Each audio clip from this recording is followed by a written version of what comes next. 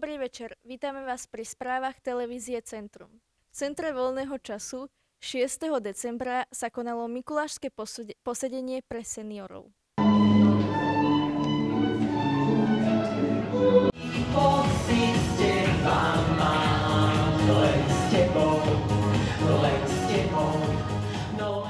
Teda 8. decembra konal gala program, ktorý bol spolu aj s vianočnými trhmi.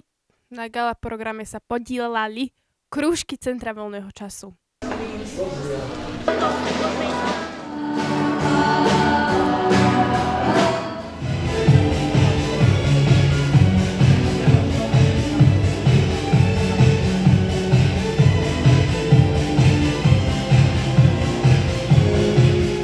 Dňa 16. decembra sa tanečníci Centra voľného času a mažoretky tanečnej skupiny Trend a zástavníci zúčastnili súťaže v Maďarsku Love Cup.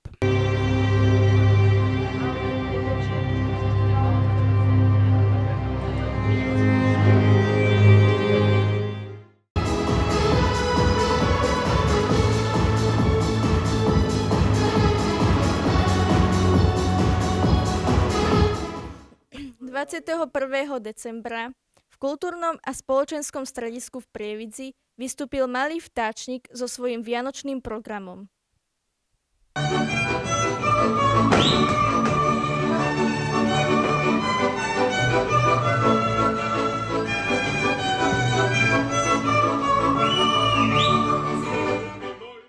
My vám ďakujeme za pozornosť a vidíme